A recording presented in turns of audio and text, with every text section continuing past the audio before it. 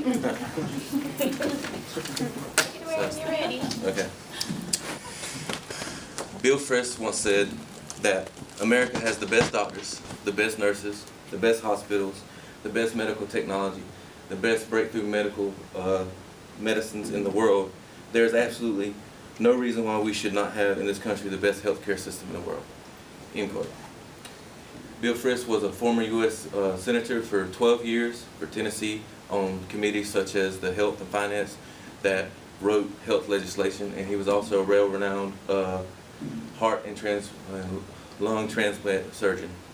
He also stated, and I'm paraphrasing, that though America enjoys one of the best healthcare systems in the world, it does you no good to have the best if people can't afford it and doctors can't provide it. Healthcare costs are on a steady rise in America, and it's becoming more and more difficult to afford it even at the minor stages. I'm going to show you how healthcare has been steadily rising and how it affects us and us as our society. Now imagine 5 years down the road, you've been working with a company and you get injured, whether on or off the job, and then you have to miss for a prolonged amount of time, and because of this you get laid off. Well, you find out your medical coverage only covers a small portion of your bills. Now you've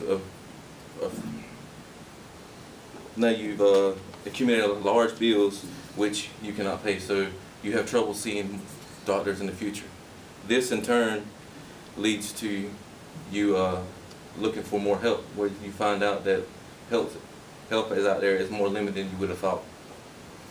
This is actually not an imaginary situation. That I actually have went through this, which is one reason why I plan on informing you, because it's important, because we all need health care to live long and healthy lives. Another reason I like it for you, because I myself, going through many medical procedures over time, have accumulated a high debt. The cost of preventive measures also are continuing to rise, so what could prevent you extreme costs has now become more expensive to even have done. Americans have listed that rising healthcare costs as the #1 concern in America.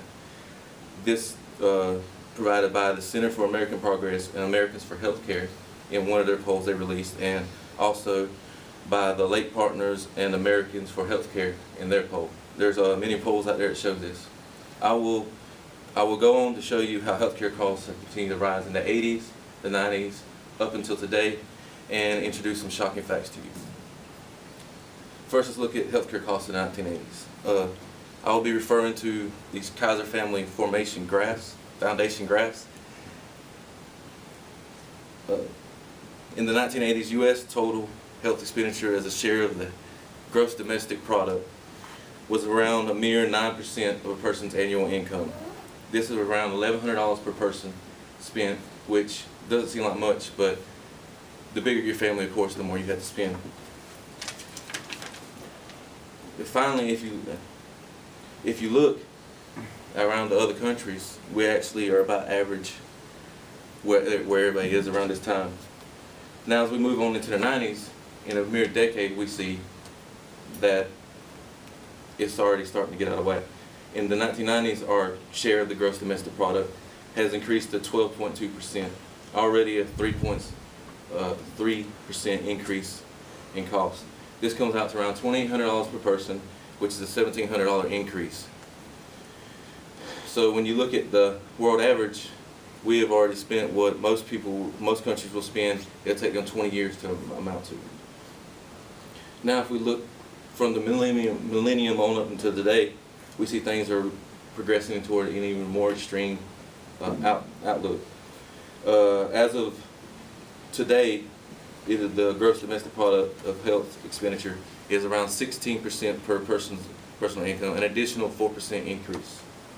This comes out to about $7,500 per person, which is an additional $4,700 increase per person. Now, when you compare this to the stuff that other countries have spent, you can tell that we are actually way above everybody else.